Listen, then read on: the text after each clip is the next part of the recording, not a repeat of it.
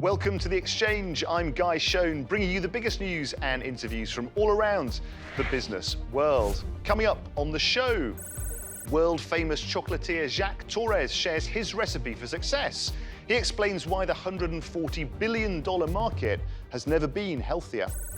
But what about the road ahead for the cocoa market? How are chocolate bosses tackling the mega threats of COVID and climate change?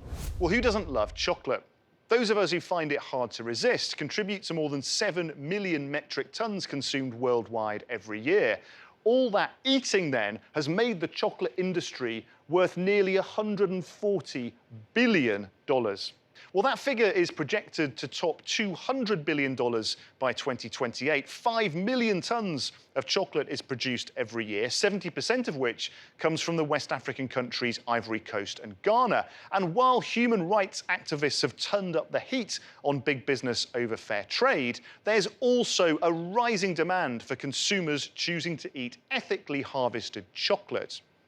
Well, there's no one better to talk to about chocolate than Mr. Chocolate himself, Jacques Torres. Jacques is an award-winning pastry chef and chocolatier, and he's also the head judge on Netflix series Nailed It. Jacques, welcome to The Exchange, all the way from New York. Now, COVID-19 and the economic turbulence it's brought has really affected the chocolate industry, hasn't it? How have chocolate producers then adapted to the disruption in their businesses? You bring a very important point. And I think there is a lot of discussion about what's going on today. Yes, there is a lot of problems lately, and maybe there is a lot of opportunity to do something a little bit different. One of the most important things is listen to your customer, listen to your customer base. So knowing that, I think that the future is not bad. We're going to have more challenge, but hopefully with those challenges, we're certainly going to find more solutions. And I think that our customer want quality, want new products, want to explore with us what else can we do of what we do today. And that's important. So while the cocoa industry is showing signs of bouncing back after the pandemic, and all of that's very positive, Jacques, isn't it? But I know you're also concerned, aren't you, about chocolate makers and the climate crisis? I would say that before the pandemic, we had problems coming from political issues in the country of production. If places became too dry or too hot, cacao is very fragile. It's a plant that doesn't grow everywhere. I think that we're always going to have chocolate lovers. I think that we're always going to have crazy people like me who love to immerse themselves into the world of chocolate. But the big uncertainty for tomorrow is maybe the weather. That's what scares me a little bit more than anything else. Yet another warning about the effects of climate change and how it could eventually chip away at booming profits. But French chocolate maker Varona is one example of a company that's committed to making its business sustainable from bean to bar. Nina Borowski went to the south of France for a look. Well, Guy, eating fine chocolate isn't always a guilty pleasure. I'm at the Cité du Chocolat, where the French chocolatier Varona has developed the perfect recipe for chocolate that tastes good and does good. Thousands of visitors walk through Varona's chocolate museum every year. Behind the Cité du Chocolat here in France is a company whose exceptional chocolate has seduced world-renowned pastry chefs and Michelin-starred cooks all over the world. Varona, that counts more than 40,000 clients in 85 countries, owes its success to the quality of its chocolate. By developing sustainable relationships with local growers and applying methods like agroforestry, which is deliberately planting trees around the cocoa crops to fight deforestation, Varona also preserves the quality of the cocoa beans. A win-win strategy which the company believes is paying off. So the Cité du Chocolat isn't just a chocoholic's dream. It's also part of Varona's ambition to make every visitor a more responsible consumer.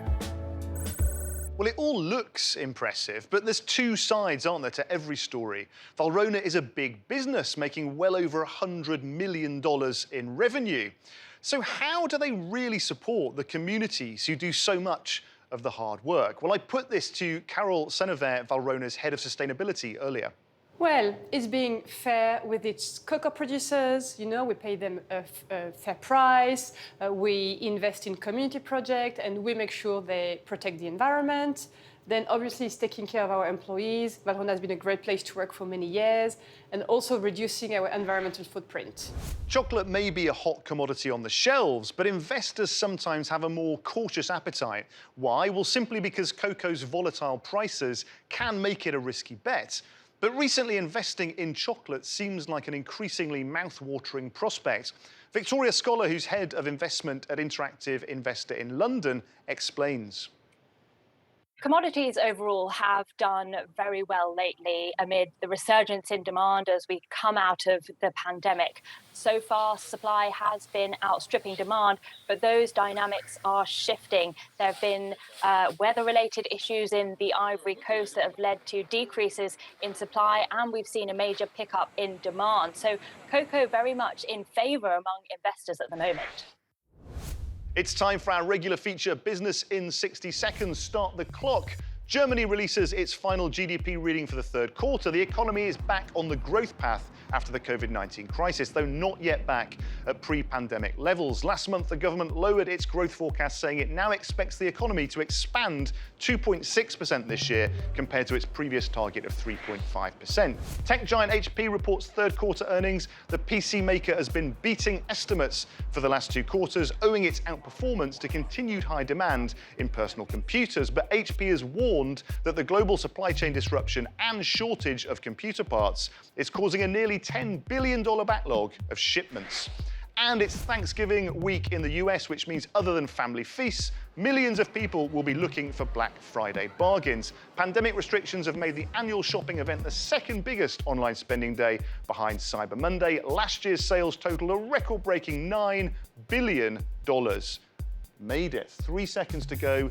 Not bad at all. Now, consumers and commodity traders are clearly still in love with chocolate. And why wouldn't they be? The industry is set to top $200 billion by 2028.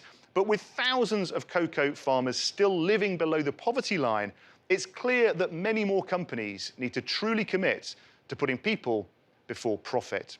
Well, that's all we have time for on this edition of the show. Thanks for watching. Please do check out euronews.com for all your latest business news, and join us again next time on The Exchange.